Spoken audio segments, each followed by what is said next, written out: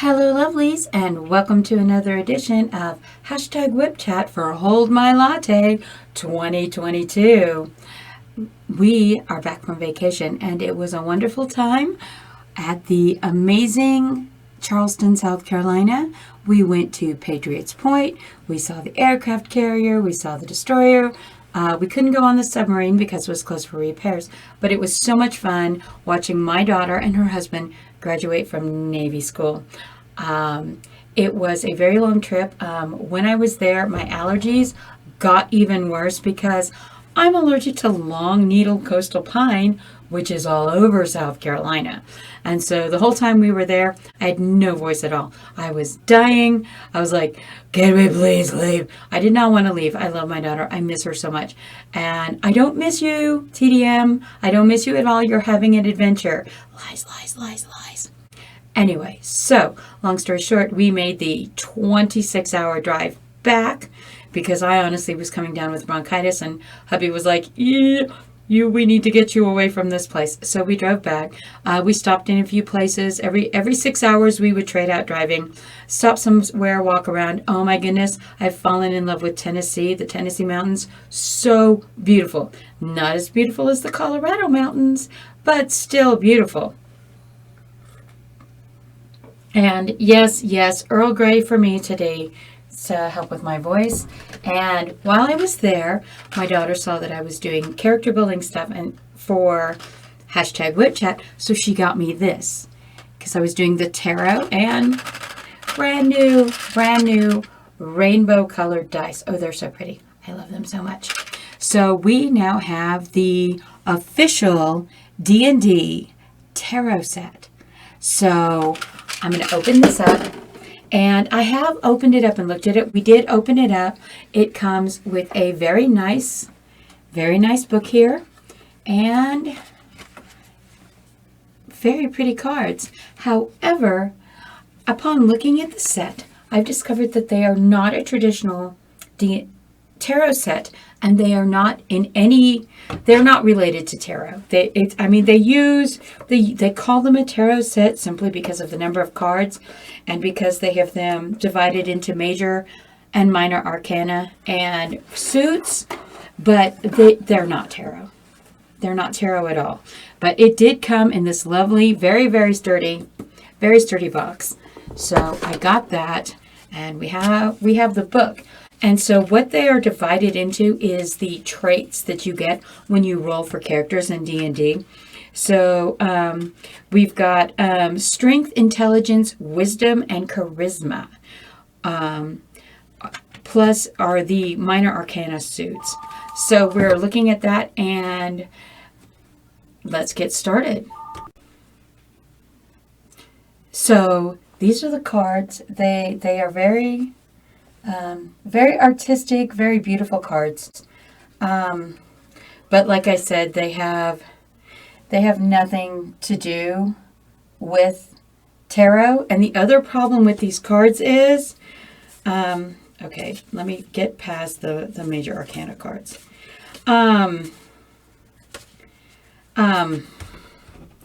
For each suit, okay, like this, I believe is the Ace of Strength. But nowhere on here does it say what suit it is. And it's that way in all of them. So this is the ace of I don't know which one it is. But you have to look in the book to figure out what they are. The suits are not labeled. So, yeah. The book is very nice, though. It is full color images of the books. So, let's see. The first one was the Ace of Strength. The one with, and the other problem I've discovered is, okay, the ace of the next suit has a wizard on it, but the 5 of the strength suit has a wizard on it. And there's wands and swords and just things mixed up in all of the suits. So, okay, the Ace of Intelligence also has a wizard on it. Whoever did this, they just wrote it up as tarot to try to jump on the tarot bandwagon, but it's obvious that they didn't sort it in any way. They didn't label them in any way. And there's no like it would be one thing if there was like some color deviations between the different suits. There's not that either. So as far as being like a tarot set, this gets like you roll and you get a 1. You get a 1 on this for tarot instead of a 20 because it's going to be very difficult to use.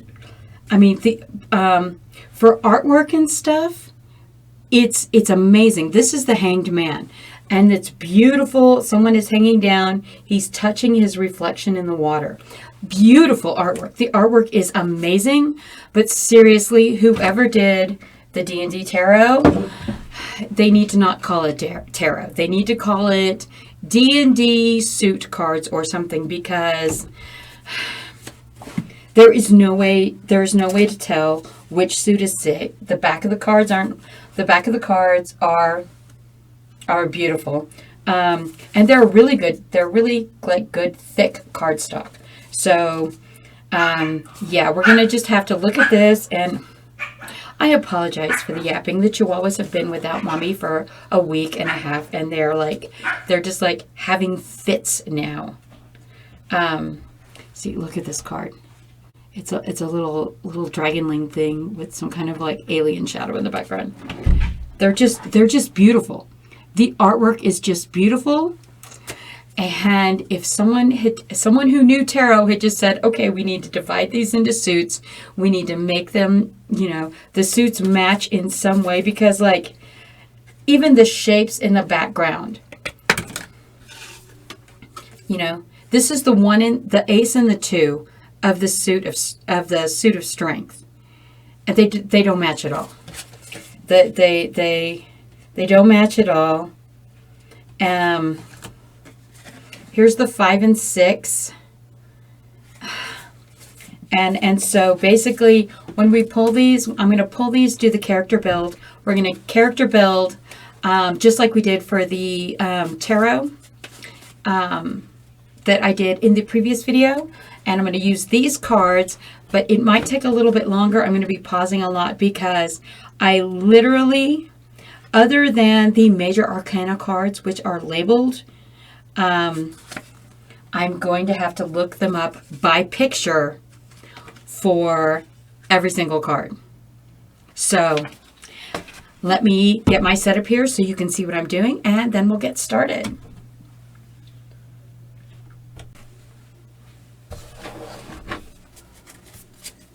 Okay, so these, unlike the Crystal Visions, I have never shuffled them, so I'm going to just make several piles and shuffle them up, and then after we get them all mixed really well, we'll start pulling cards.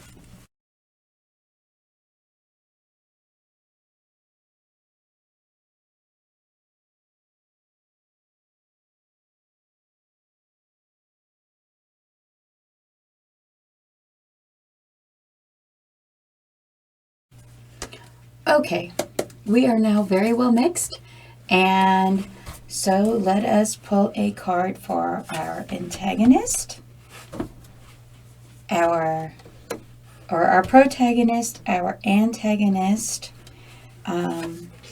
the protagonist foil, the antagonist foil, and the side character. Okay, so here we have, okay, and I have no idea what suit these cards are because they're not labeled, so we're going to have to look them up. We have a queen. Let's find the queens. Okay, okay. It is not the Queen of Strength.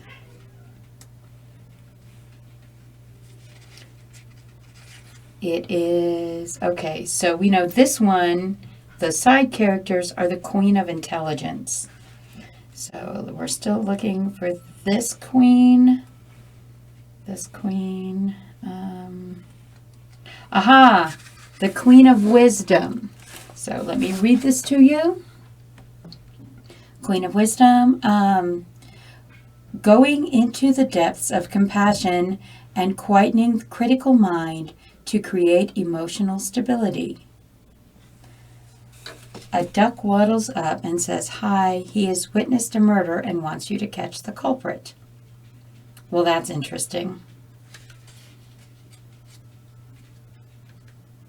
I guess that's what you play for a spread.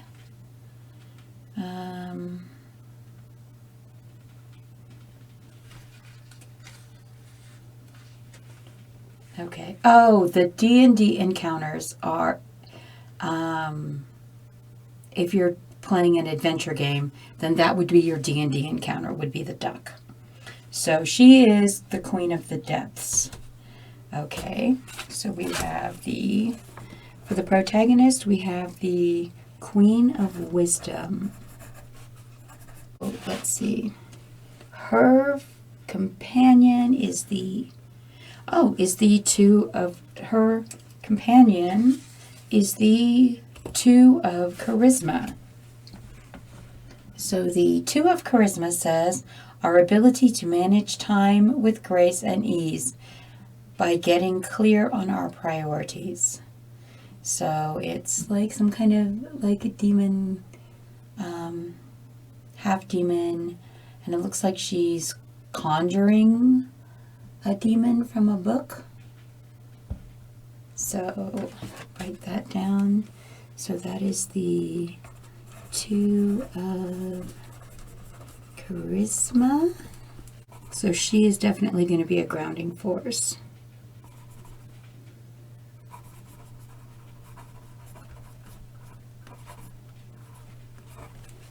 All right, so the next card we have for the antagonist is the Eight of something. So let's find the eights. Oh, here we go. The Eight of Wisdom. The antagonist is the Eight of Wisdom in the book. Looks like some kind of an elf trying to climb out of trouble. Finding a way out of past pain by having faith that something better is waiting for you. So he looks like he's got like the weight of the world on him, struggling to stand and climb. Yeah. He's a struggle buddy. He's a struggle bunny antagonist. All right. Now the next we have is the antagonist foil. And yeah, this guy, he looks like he's all about a party. He's a big guy, throwing some money around, got a cup of wine in his hand. Let's see, he is the Six of something. So let's see if we can find this person. Not the Six of Wisdom. Not the Six of Intelligence.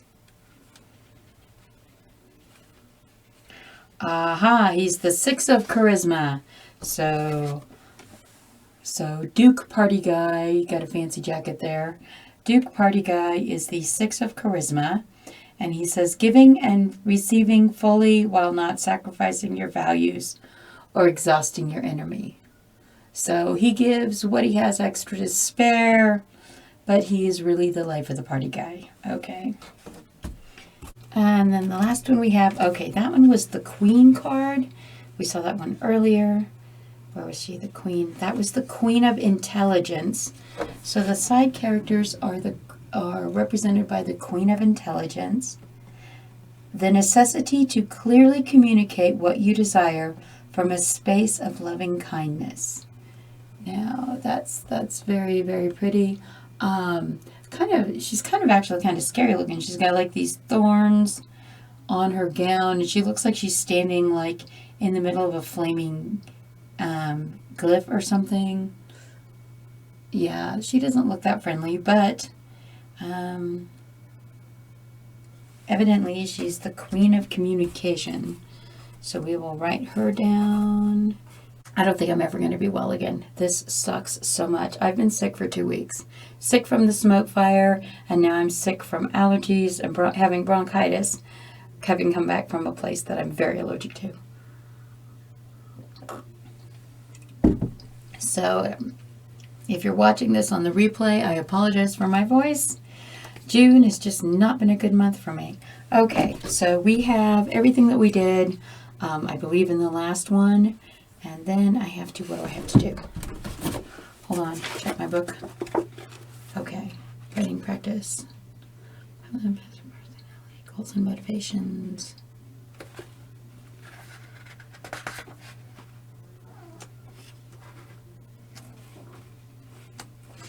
don't remember any of this.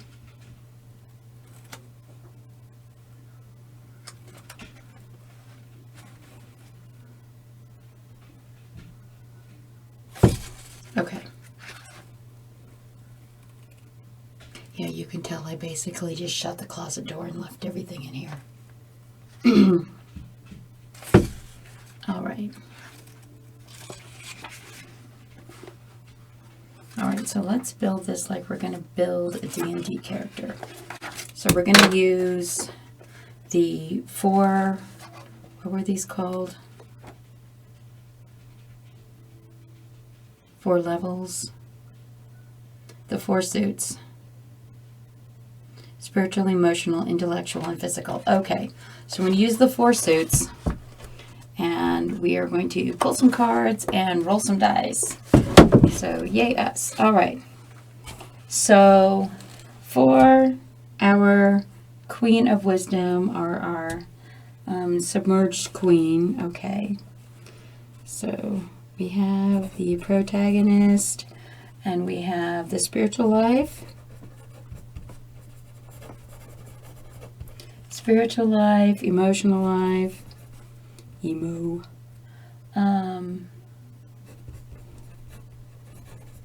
Intellectual life, and physical life. So we're going to pull a card, and then we're going to roll our pretty dice. So unscrew this, and I have, so the set came with 2 20s, and one is this very beautiful, like mother of pearl looking one, and the other one is, let's see if I can get it in the light so that you can see it better. It's a rainbow. Let's see if I can get it better. So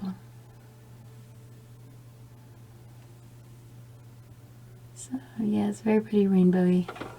Hope you can see that. I'll check it later. All right, so we're going to pull a card for our queen to see what is her spiritual life. And we've drawn the 7. It looks kind of like a guy. Maybe he's praying or considering. So let's see who. Yikes! No. Where'd my page go? Ah, no. I can't believe I did that. Okay.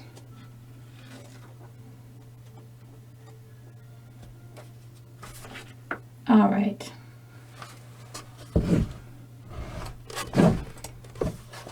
Okay, so I'm going to put this pencil back in here as a place marker. Okay, so we have this guy, and I got to find this guy. He is a 7. 7 of, okay, not the 7 of strength. Not the 7 of intelligence. Aha, he is the 7 of wisdom. So the 7 of wisdom is our capacity to be discerning in our decisions and to choose from a place of clarity and wisdom. So, take our dice. We're going to roll and see how strong she is on the 7 of wisdom. So, wisdom, and we got a roll 10. So, she is a decently balanced person. She does not make choices willy-nilly. So we got 10 for the wisdom. For the next is we're emotional. So we've got a 9. It looks like somebody's sitting with his feet up on a table. So let's find this 9 guy. Oh, he is the 9 of wisdom. Okay, so the 9 of wisdom for her emotional levels is finding balance between enjoyment and not slipping into complacency. So let's see how good she is at finding balance in her life. Ooh, she's a 4. So we have the 9 of wisdom. And that is the balance card. A balance card. And she got a 4. So she is not very good at balancing, enjoying her accomplishments versus being complacent. So she kind of rests on her laurels. She seems like she's a person that rests on their loyal laurels. Laurels? Okay. The next thing we need to find is the protagonist intellectual level. So we got the 10 of a lady holding, it looks like a feathered serpent, a winged feathered serpent. So a 10. Oh, that is the 10 of wisdom. Okay, the 10 of wisdom is uniting the head and the heart, relating to others and the environment in emotional balance. So let's see how good she is at using her brain and her heart together. Oh, she's a 1. She is a 1 on that scale. So, yeah, she is not good at balancing her head and her heart, of uniting her head and heart.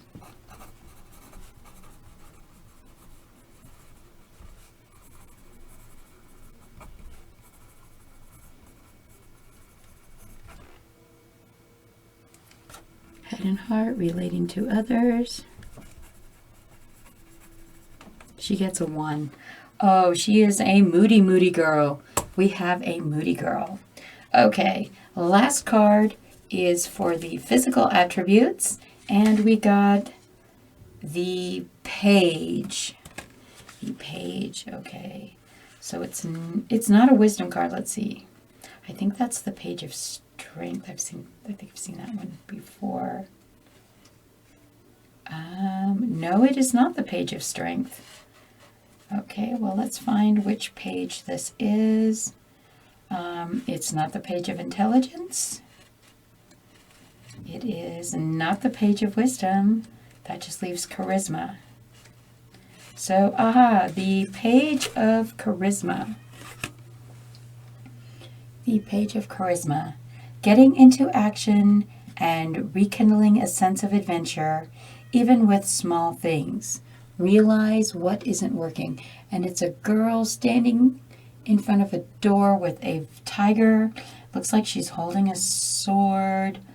Looks like they're about to go charging into battle or something.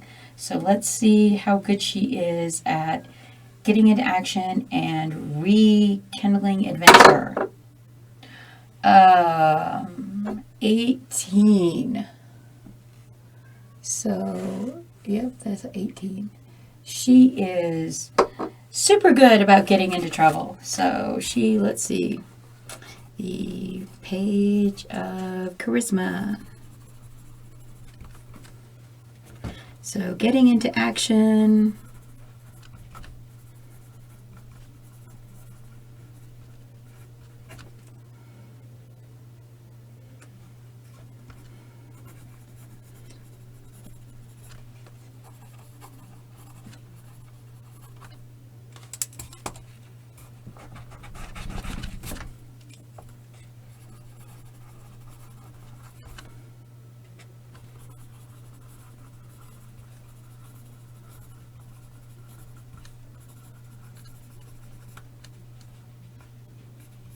So, Well, this is a very interesting little character we have here. So we have the Queen of Wisdom.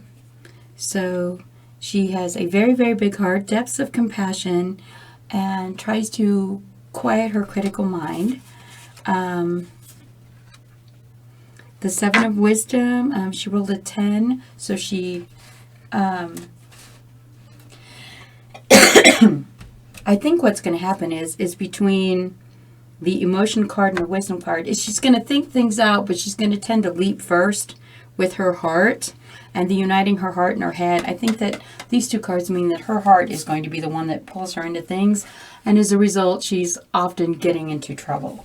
So that is our protagonist.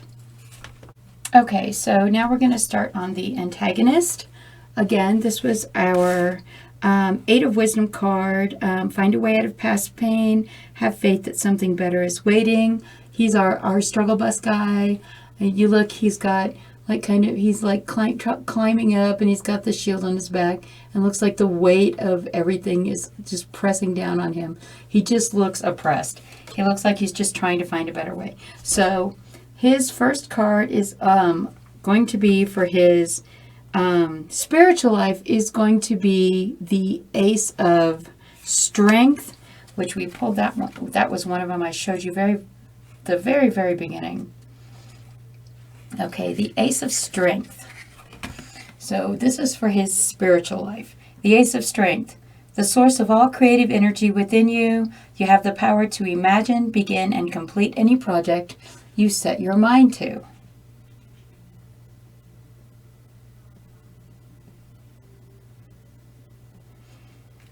And so we have that card. So now we're going to roll and see how much he relies on his source within him. We're going to roll the dice, and ooh, we got a 4. So he got a 4 for relying on his inner strength.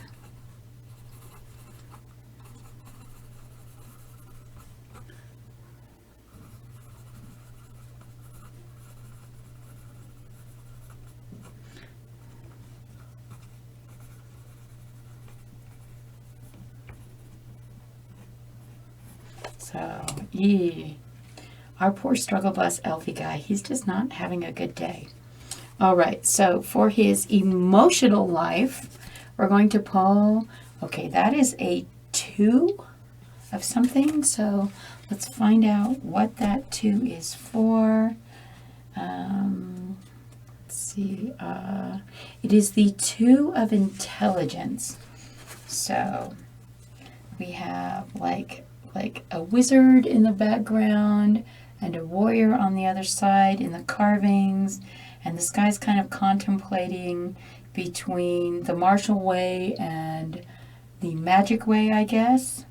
And the 2 of Intelligence says how our inner monologue causes confusion and how we must find a way to listen to our heart. So he's evidently all up in his head. Okay, so we need to see, he's all up in his head. We need to see how much his inner monologue causes him distraction. And is he finding a way to listen to his heart? Oh, yep. 15. So we got a 15 that time. So he is definitely all up in his head. So write this down to...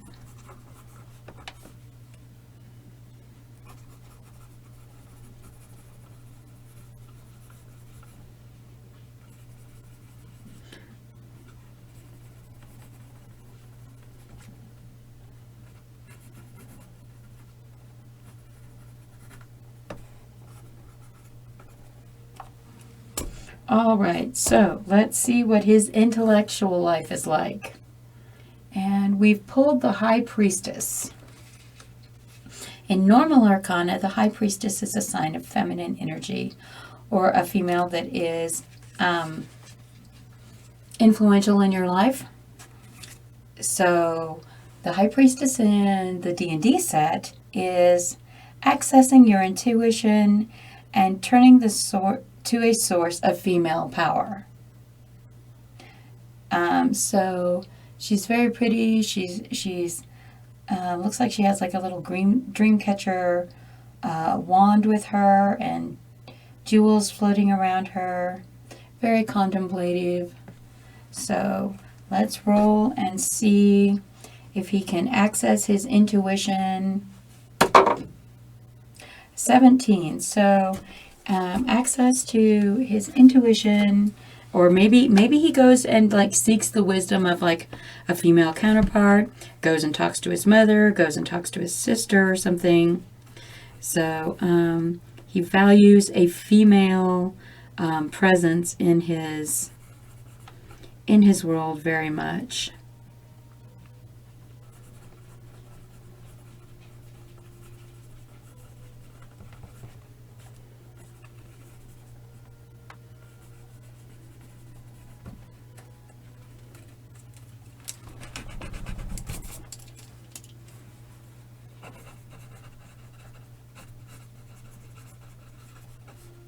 And 17. Alrighty. So we have one more. We have to do his physical life. Okay, let's see what is going on in his physical life. Because we know that our protagonist is always going out and finding trouble and adventures. Let's see what our antagonist is doing. So we have the 3 of something. So let's find where this 3 is. Which is the 3? Not the 3 of strength.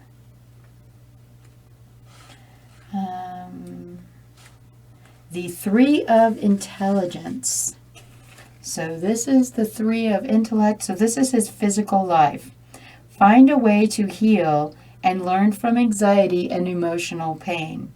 So it looks like our antagonist is on quite a journey, that he needs to find a way to heal and learn from his struggle.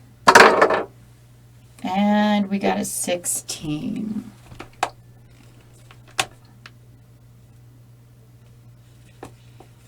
Okay. So it looks like he is definitely going to be on the journey. Looks like his journey. Like again, it looks like he's going to be coming from a place of pain, and she's going to be coming from a place of just being emotional.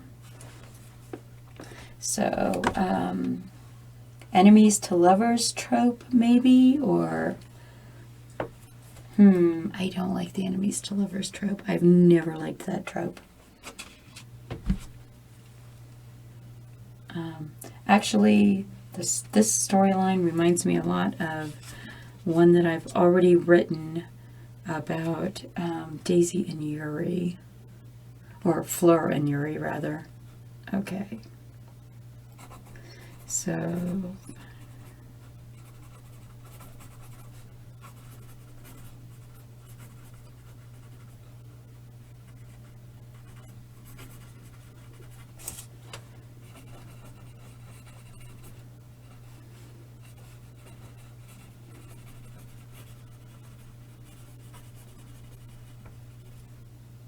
okay, so that looks like where we are going with the characters.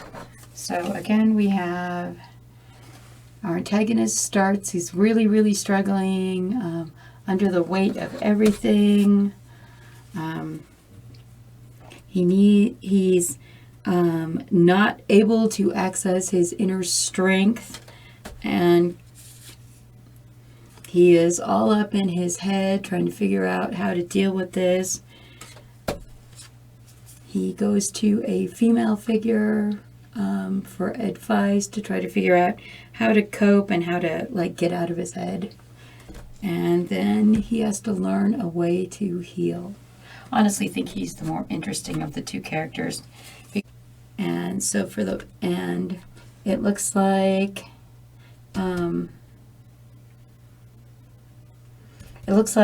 the protagonist foil or best friend, looks like the antagonist bestie is always bailing her out, and it looks like the antagonist, looks like his bestie is not necessarily the best person for his struggle, because he's all about like giving and getting, life of the party guy, but he gives what he can without sacrificing himself. And then in the background, the side characters are ones that you have to explain yourself to. That need for open communication is there. So we have, let's just pull one more, pull one more card and roll for the besties. Okay, so for the protagonist bestie, the 2 of charisma, we pulled this 8 card. It looks like she's like working on making a sword. So let's find out what that card is.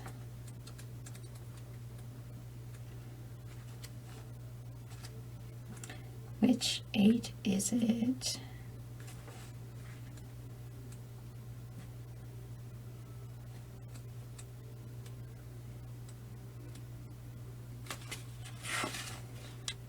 Aha, it is the 8 of charisma.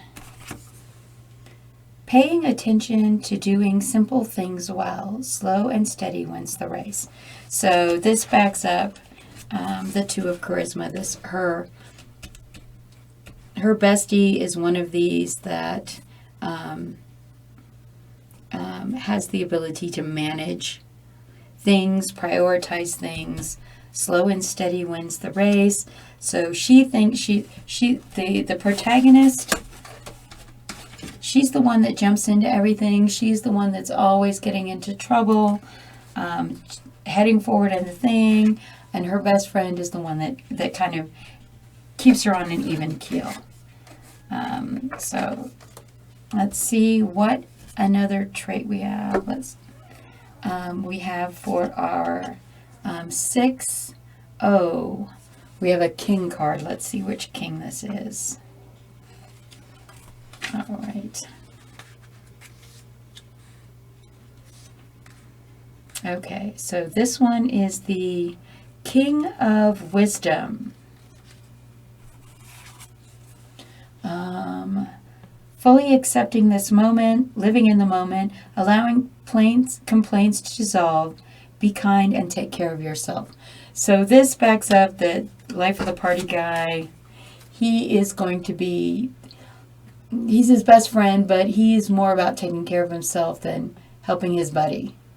So not a good, yeah, your best friend. He's not a frenemy, but yeah, he is not going to be the person that's going to be there for our poor antagonist when he's trying to cope with things. So that is what the D&D set is. I'm going to go back a couple pages. Okay. So for the tarot for writers, what we did,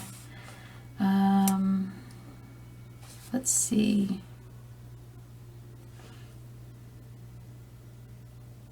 Yeah, we both for both like a couple weeks ago when we did we had the Queen of Swords. Now we have the Queen of, what was she the Queen of again?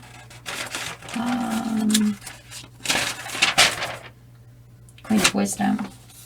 So we both have these, the other protagonist ruled with her head and not her heart, and this one rules with her heart and not her head. And then the antagonist in both the tarot for writers that I did 2 weeks ago and for this one is, they're both coming from a very, very low point. The other was a 10 of Swords, which is the defeat card, and this one is the 8 of Wisdom, which is find a way out of past pain, have faith that something better is coming. So we have in both of these tarot for writer sets, we ended up with antagonists that were coming from a very much a struggle bus place. And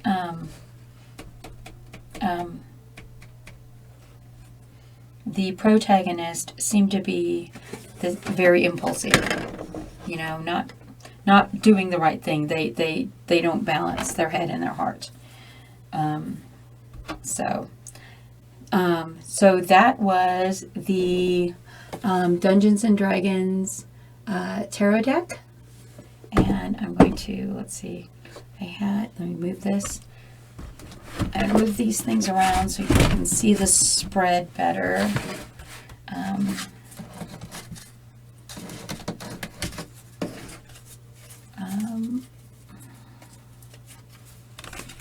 Trying to keep them separated. So I will.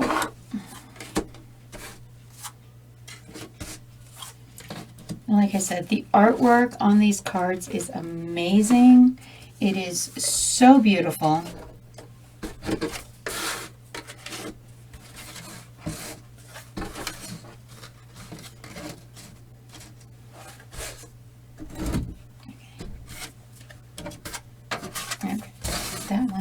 Trying to remember the order that I got them in. Okay, and that one. And then...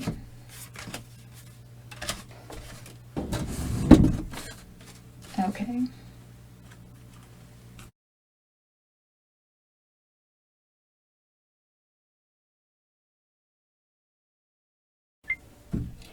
Well, so that is how I used the Dungeons and Dragons, the official Dungeons and Dragons tarot deck, to build characters using the deck and rolling the dice for traits, like you would if you were building characters for D&D. You roll a d20 to see where they fall on the scale for any given trait. I think it was very interesting. Again, the deck it's beautiful. Here's our Antagonist and Protagonist again. It is a beautiful, beautiful deck. The artwork is amazing. As I said in the beginning, whoever made it, they were just jumping on the tarot craze. They don't. The suits are not divided. They're not marked. So it is kind of difficult to read these cards. It's kind of difficult to look them up. The explanations of the card are very simple, very clear. So once you find the card in the book, it's very easy to understand the meaning of that card. But as I said, the suits are not marked at all. So there is no way to know what any given suit is without actually having to go and look them up. So that was a mistake on whoever made this sets thing. As a tarot deck, let's see, they get a 1. They get a 1 for tarot deck, but let's see, I'm going to give them an 18 for the artwork because it is very, very beautiful. A friend of my daughter bought this for me when we were in South Carolina visiting them. So I'm probably I told her I would go through the deck because she's got 2 friends who are dungeon masters, and they both have this deck, and they were like, we don't know how to use it. So I'm probably going to go through it and reassign the cards in the decks and rewrite this out and send it to them because the way that it's drawn out now, the suits don't work. There's no suit markings. And I don't understand why it's cross-suited because I'm definitely going to have to really, really look at this deck.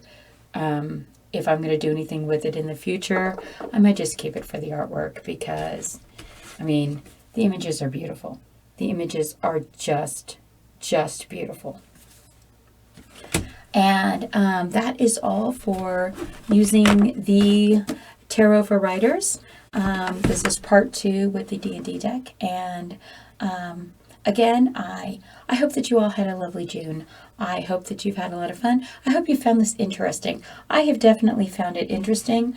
I do find it interesting that, glancing back at my notes, that my protagonist seemed to be kind of that entitled girl, foolish princess antagonist kind of a thing going on here, and that my antagonist both seem to be coming from like a place of being in struggle, struggling with life, struggling with betrayal, struggling with everything.